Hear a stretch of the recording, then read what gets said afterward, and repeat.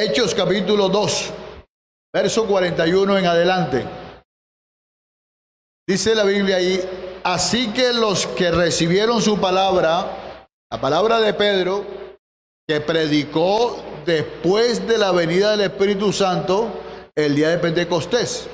Pedro, como se acostumbra a decir coloquialmente, se jaló un mensaje bajo la unción del Espíritu Santo, y después que él predicó, que oyeron, que recibieron su palabra, fueron bautizados y se añadieron aquel día como 3,000 personas, y perseveraban en la doctrina de los apóstoles, en la comunión unos con otros, en el partimiento del pan y en las oraciones. ¿Cómo era la vida de ellos después de esto? Dice: y sobrevino temor a toda persona, y muchas maravillas y señales eran hechas por los apóstoles. Todos los que habían creído estaban juntos y tenían en común todas las cosas. Y vendían sus propiedades y sus bienes y lo repartían a todos según la necesidad de cada uno. Y perseverando unánimes cada día en el templo y partiendo el pan en las casas, comían juntos con alegría y sencillez de corazón, alabando a Dios y teniendo favor con todo el pueblo. Y el Señor añadía cada día a la iglesia los que habían de ser salvos. Ahí, en estos versículos, podemos notar unos principios elementales, muy importantes, inclusive fundamentales. Allí señala cómo comenzó la iglesia. Inclusive hay personas que quieren que en estos tiempos sea igual que aquel tiempo, que tengamos todas las cosas en común, que partamos, que comamos, que yo voy ahora y como en la casa acá del hermano César, después el hermano César viene y come acá, y que vivamos de esa forma. No, los tiempos son diferentes. ¿Y por qué se dio eso? Por falta de conocimiento. Tú puedes ser muy salvo y puedes ser salvo, pero si no tienes el conocimiento, cometes errores. Y ellos cometieron esos errores, varios errores. ¿Cuáles errores? Primero, ellos pensaban que el evangelio nada más era para ellos y no le predicaban a los gentiles. Claro, como el Señor cuando mandó a predicar por primera vez el evangelio del reino, que no es este evangelio, porque existen dos clases de evangelios: el evangelio del reino y el evangelio de la gracia. El evangelio del reino fue el que vino para ser predicado a los judíos, y se predicará durante la gran tribulación, se predicará a todo el mundo, pero para testimonio, no es para salvación, es para testimonio. El evangelio del reino se predicará después del levantamiento de la iglesia. Y esto, allí vemos entonces que ellos, como habían recibido eso, pensaban que ese evangelio era el mismo y solamente era predicado, que se debía predicar nada más a los judíos. Hasta el capítulo 10 del libro de los Hechos de los Apóstoles ya habían pasado 14 años, cuando ellos todavía seguían con ese círculo racial allí, con ese cerco racial.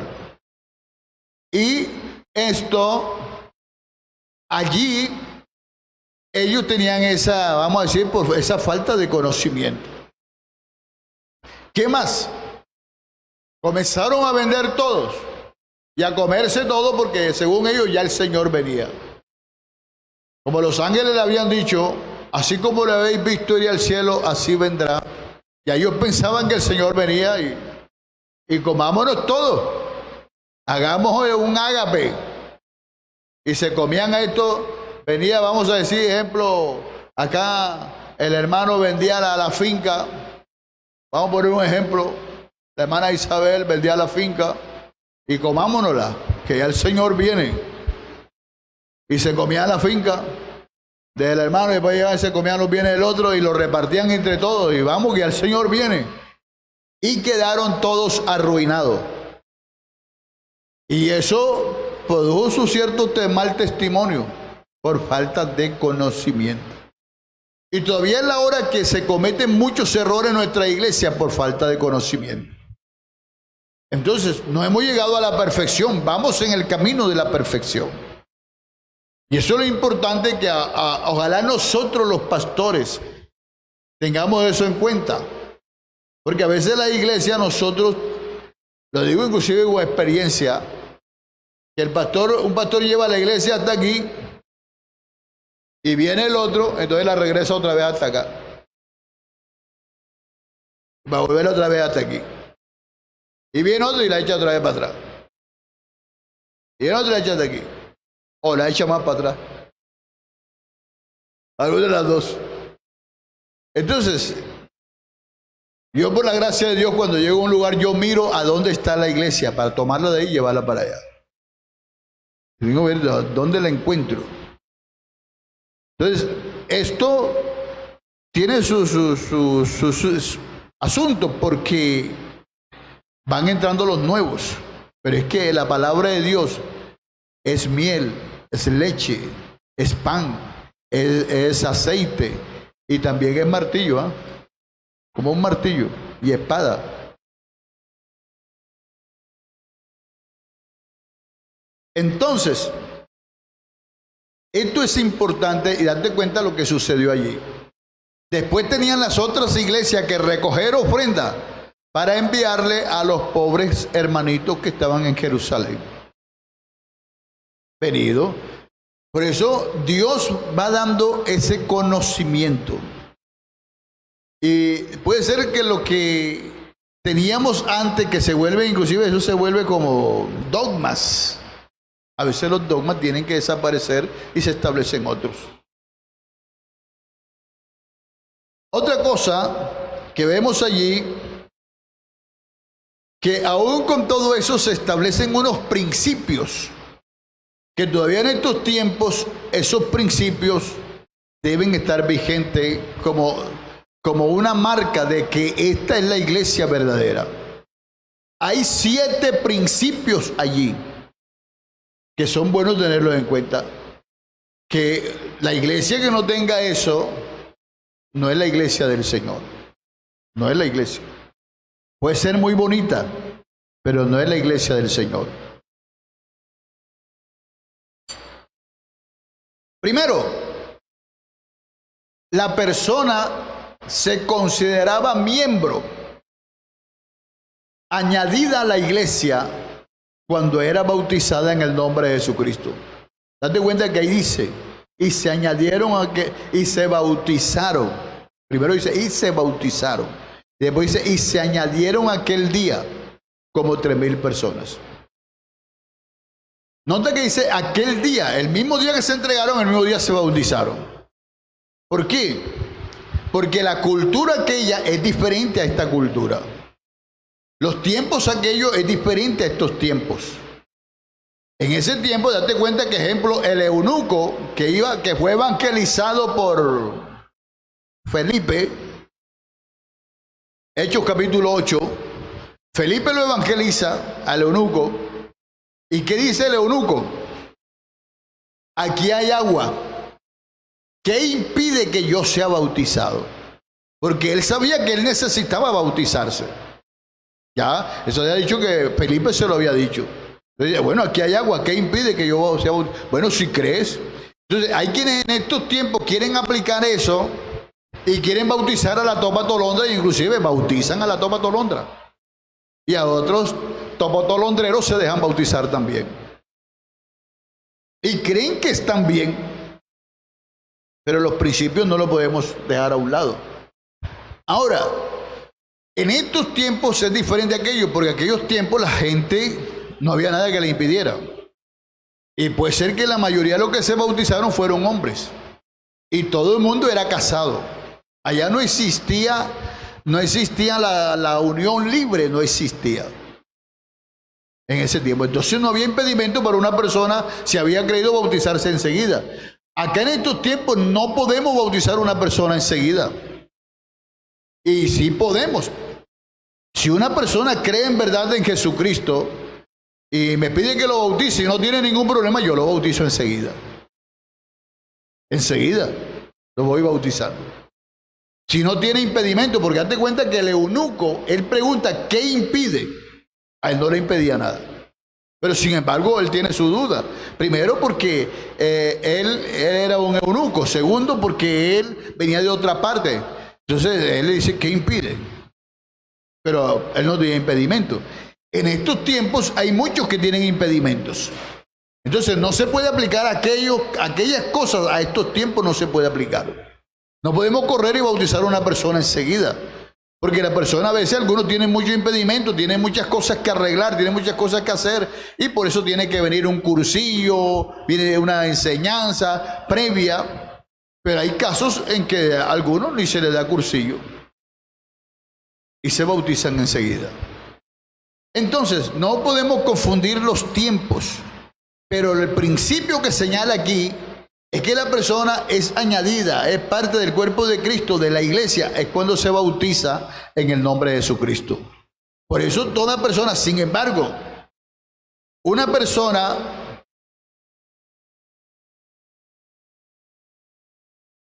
no debe correr a bautizarse si no tiene, primero, una convicción clara, concisa, de lo que es Jesucristo, lo que es el Evangelio. Segundo, nadie debe correr a casarse para bautizarse. Tú sigues asistiendo, sigo yendo, que Dios te ha de arreglar las cosas. Dios tiene que arreglártelas. Porque Dios no es hombre, ¿para qué? Para que se arrepienta, ni hijo de hombre para que mienta. Dios nunca ha sido mentiroso, ni lo es, ni lo será jamás. Entonces, si Dios vino a este mundo para salvar el mundo, Él tiene que salvarlo. Pero nosotros no debemos coger, apresurar las cosas. ¿Cuántas personas he visto yo que corren a casarse para bautizarse y después son unos desdichados y tienen que separarse o quién sabe qué cosa porque corrieron a hacerlo?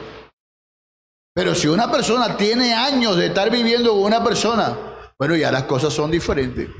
Pero a veces hemos visto esos casos que es que la sinvergüenzura no falta. No, porque ya son viejos. La carne entre más vieja es más sinvergüenza. Yo por seguro que así es. Y me refiero viejo ya del estuche. Entonces, nosotros, hermanos, no podemos tratar de aligerar las cosas. Es como, discúlpeme el ejemplo, un banano. Una banana, cuando se madura en la mata, esa banana es riquísima. Cuando se madura, que cae en el suelo el gajo y se madura ahí, eso es sabroso. Pero cuando la maduran con carburo, a ese simple, ese desabrido, cuestión no tiene sabor. Diferente. Entonces, hay que dejar que las cosas se maduren. Porque si el hombre con quien tú vives, ese es tu esposo y ese es tu esposo, hombre, yo estoy que si una mujer o un hombre se encierra a orar con Dios, Dios se la arregla parejito. Dios le arregla todo parejito. Pero es que yo voy a correr, pues yo tengo que cumplir aquí. Y a veces hay hermanos que atacan a otro. Empiezan a atacarlo. Usted tiene que casarse y cásese para que se bautice. ¿Y qué? ¿Eso acaso lo va a salvar? Él tiene que ir, porque todos no llegamos al Evangelio de una forma igual. Yo llegué al Evangelio siendo un hermosísimo adolescente. Y miré cómo me he ido ya gastando ya. Todavía se me nota la adolescencia, pero de los dolores que cargo. Esa es la adolescencia, dolor por todas partes. O sea, la etapa del cóndor, con dolor por todas partes. Entonces, hay que dejar que las cosas en ese orden. Aquel tiempo se bautizaron enseguida. Pero ahora no. Ahora todo tiene que llevar un debido proceso. Con calma. No, entonces no voy más a la iglesia porque yo tanto orarle a Dios y ese hombre o esa mujer nada que se decide. Sigue. Sigue. Porque todo está en el tiempo de Dios. Y el tiempo de Dios para nosotros nos puede parecer una eternidad. Ejemplo, el caso de Abraham. Dios le promete que va a tener un hijo cuando Abraham tenía apenas 75 años de edad. Imagínate. ¿Cuántos años tiene el hermano César? 72. 68, imagínate. 68. O sea que tú eres menor que Pipo. Eres menor, sí. 68. Entonces, imagínate, ahora ponte a pensar, él tiene 68, ahora un hombre con 75 años. ¿Qué tal que Dios le diga, mano César, la hermana Anselma va a tener un hijo tuyo? Dice, hombre, o te pones enseguida enchoyadito. Y a la hermana Anselma lo más seguro es que le va a dar risa. Que se vaya en risa enseguida. Y lo primero que va a decir, ¿será? Y Dios le prometió eso a Abraham, pero ¿cuándo se cumplió? 25 años después. A los 25 años es que se cumple. Imagínate, duró 25 años esperando. Entonces hay quienes dicen, ay, no, yo no. Hermanos, el tiempo de Dios es diferente a nuestro tiempo. Y hay que seguir, pero no hay que tratar de nosotros coger las cosas y tratar de como de empujarlas, ¿no? 2. Ellos perseveraban en la doctrina de los apóstoles. En la doctrina de los apóstoles. ¿Cuáles apóstoles? En ese entonces faltaba uno. O ya lo habían nombrado. ¿Habían nombrado a quién?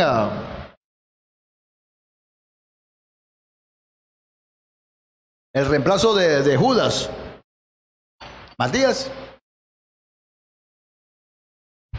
Y allí están, estos son es la doctrina de estos apóstoles. Ahora cualquiera se erige apóstol, que es apóstol, el apóstol tal, el apóstol Hildebrando, el apóstol Perencejo, el apóstol Menganejo. Nada más son esos 12 apóstoles. Nada más. Los 12 apóstoles. Que a algunos se le llame apóstol por antonomasia, es otra cosa. Pero nombrado por el Señor ahí, establecido por él 12 apóstoles. Porque en el catolicismo fue que se fundó o se formó esa idea del apostolado, como es apostolado como secuencial, que se sigue, o hereditario, o algo así, pero no. Entonces la doctrina en la cual nosotros tenemos que perseverar es la doctrina de los apóstoles. Pedro, Juan, Judas, Pablo, Marcos, ¿qué más? Por eso es tan así que cuando el apóstol Pablo, él lo reconocieron o se presentaba como apóstol, algunos no lo aceptaban. Porque para ser apóstol habían unos requisitos. Primero, tenía que haber visto al Señor después de resucitado. Tenía que haberlo visto.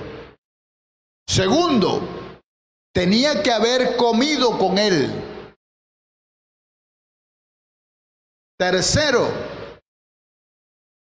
tenía que haber hecho por lo menos un milagro, resucitar un muerto. Y cuarto, tenía la persona que haber oído la voz de Dios, la voz de Jesucristo. Por eso Pablo, cuando no lo aceptaba, dice: ¿acaso no soy yo apóstol? ¿Acaso no me habló a mí el Señor? Y refiere cuando yo iba camino a Damasco.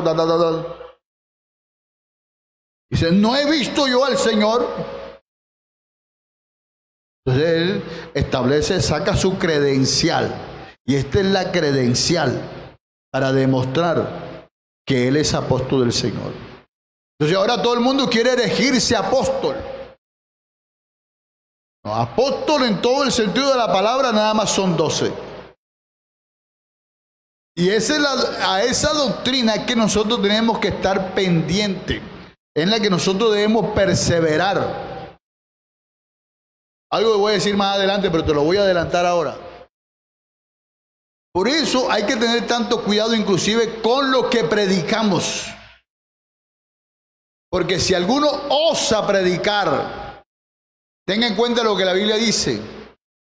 Lo que Pablo dice: si alguno presentar un evangelio diferente al que os hemos presentado, sea maldito.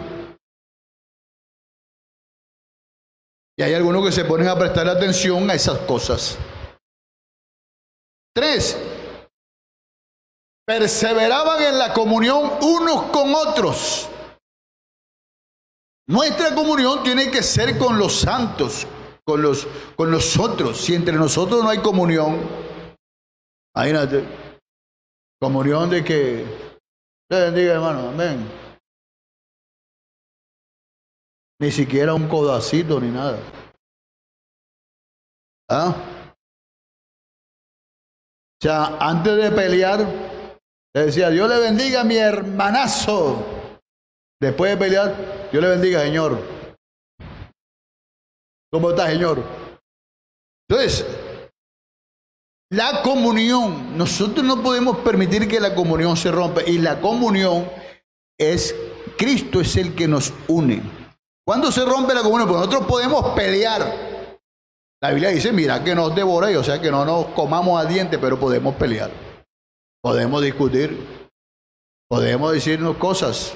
Todo eso, no, eso lo podemos hacer. Y no hay problema. Pero dice: mirad que no os devoréis.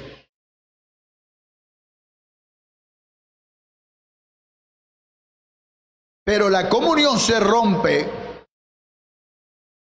cuando ya tú no eres, vamos a decir, no eres cristiano.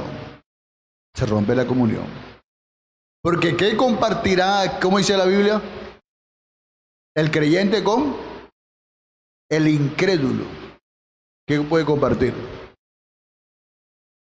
Se rompe la comunión. Porque si otra persona comienza a profesar otra cosa diferente, yo no le puedo decir bienvenido.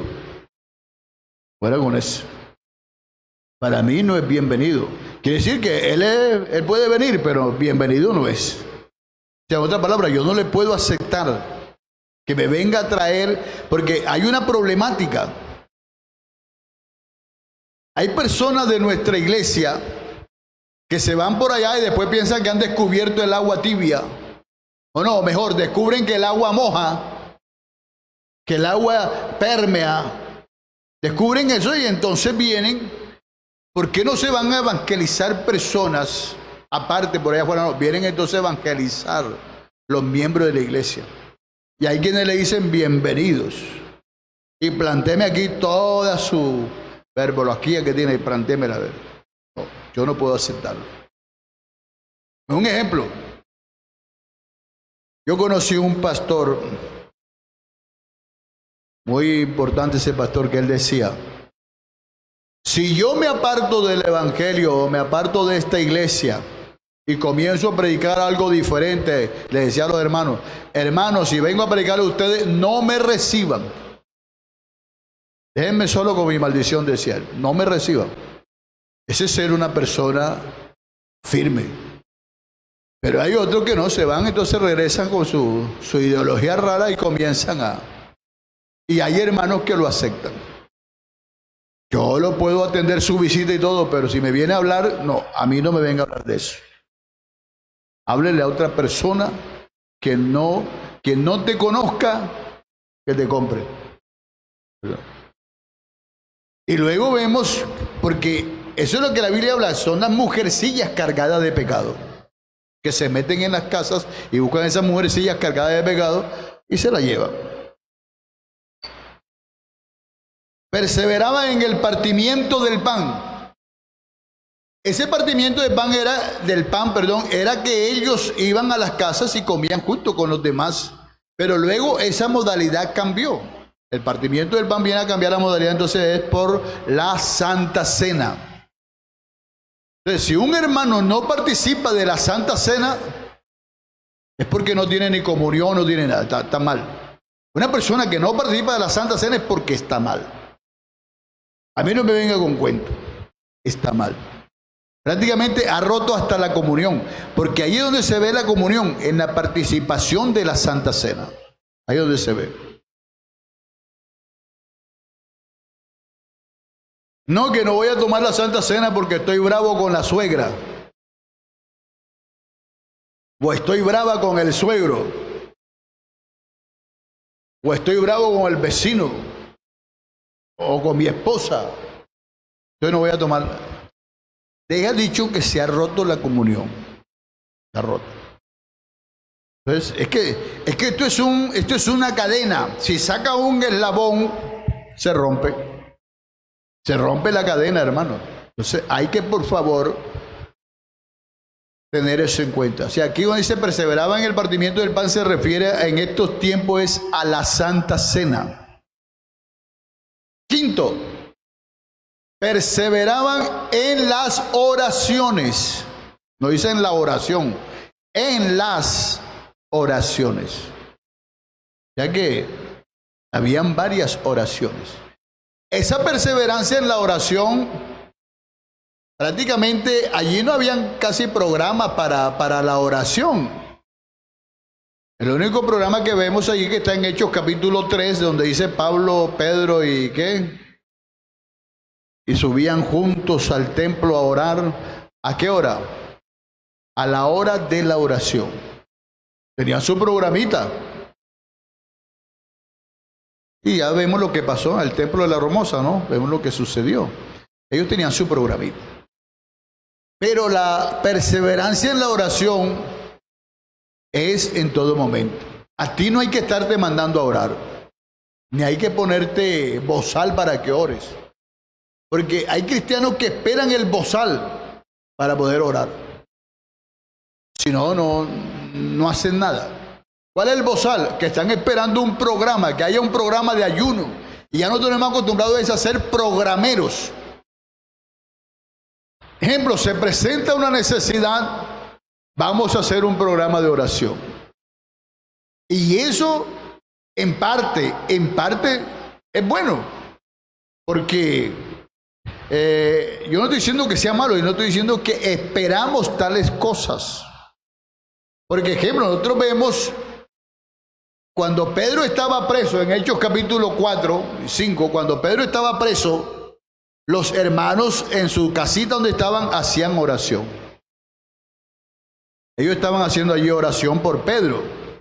Bueno, nosotros podemos hacer programas de oración, pero es que lo que quiero decir es que tú no tienes que esperar que haya un programa para poder perseverar en la oración. El programa es algo extraordinario. Pero tú tienes que perseverar en la oración. O sea que no hay que mandarte a orar ni pedirte que ores, sino perseverar. Perseveraban en las alabanzas. La alabanza. Yo ruego al Señor que ojalá los músicos del Señor pudieran comerse todos los salmos, para que al momento de componer, compongan según la Biblia, compongan según la palabra de Dios, y no según de pronto alguna prédica que oyeron o alguna cosa que vieron, como hacía un señor cantante que yo conocí por allá nosotros estuvimos evangelizando, e inclusive le dábamos un folleto y una vez del folleto sacaba una canción por allá por Carrizal. Cuando le entregábamos los folletos, los cogía y ahí trataba de sacar una canción. Esto, nosotros hermanos, la alabanza al Señor es alabanza al Señor. Y debe ser alabanza al Señor. Para los hermanos, esos músicos de ahora que aprendan de esos músicos antiguos. ¿Cómo era la alabanza al Señor? ¿Cómo era de verdad que se alababa al Señor? Y otra cosa, nos hemos acostumbrado, yo no sé, eso comenzó por allá por los años 80, comenzó eso, de tener acá el grupo cantando, y entonces ya la iglesia no canta. Ya la iglesia muy poco canta. Ya la gente no se interesa por aprenderse los cánticos, por aprenderse los signos. Que canten acá. Nosotros nos sentamos ahí como si estuviéramos en un teatro ahí, a mirar. La alabanza es importante. Debe ser en todo momento. Inclusive la Biblia ordena andar con cánticos e himnos espirituales. Que así debe andar el cristiano. Entonces, pero hay que ver qué es lo que se canta. Hay que ver qué es lo que se canta. Como el que se puso a cantar y que Cristo sí, Cristo sí, Cristo sí, y el diablo no. ¿Ves? Hay que ver qué se canta, ¿no? Hermanos, ¿estás lavando? Canta. ¿Estás barriendo? Canta. Cántale al Señor. Hay que estarle cantando en todo momento. Canta. Aunque no cante, canta.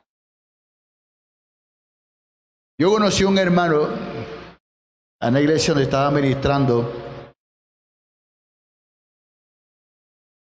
Se llama apellido Spitian. Y él se pasó de la iglesia segunda para allá para la cuarta. Nos hicimos amigos, peluquero, un estilista. Y un día pasó su papelito para que le pasaran un especial. Pero ocurre que se embolató el director de eso y no le pasaron el especial. Y yo dije, ándale, este hermano que está recién llegado a otra iglesia ahora se irá a molestar. Yo dije, no, hermano, hay que explicarle al hermano el por qué no se pasó a cantar el especial. Y fue el hermano y dijo, hermano, discúlpenos, que nos olvidó pasar el especial. No se preocupen, hermano, si yo se lo iba a cantar al Señor, ahora voy y se lo canto allá en la casa, en el baño, se lo canto, si de todas maneras no es para el Señor. Infeliz, contento.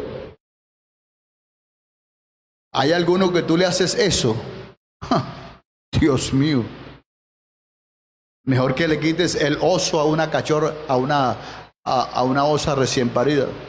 Le quites el cachorro mejor. Te va mejor.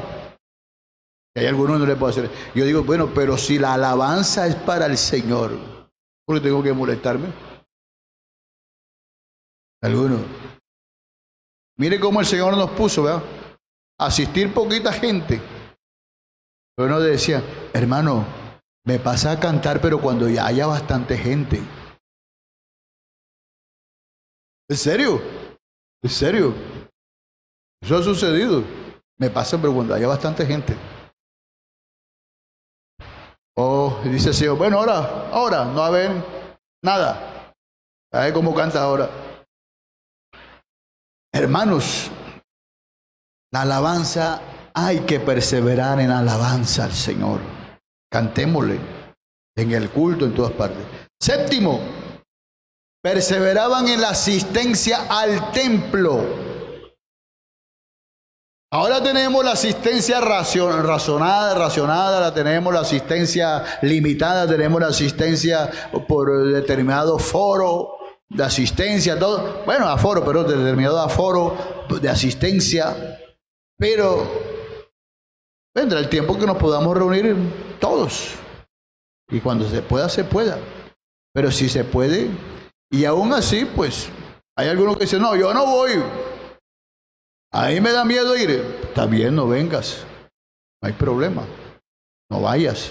Cuídate, cuidémonos. Pero los que podamos venir, venimos. Pero y cuando ya no podamos reunir todos, ellos perseveraban en eso. Date cuenta que los tiempos cambian. Ahora no se puede uno reunir. Casi no se puede reunir. En aquel tiempo ellos podían reunirse. Hoy se fue el tiempo. Vamos a dejar hasta aquí entonces, te queden pendientes esos 7 puntitos allí. Que lo tengan muy en cuenta, que es el principio de la iglesia. ¿Cómo se van dando esos principios de la iglesia?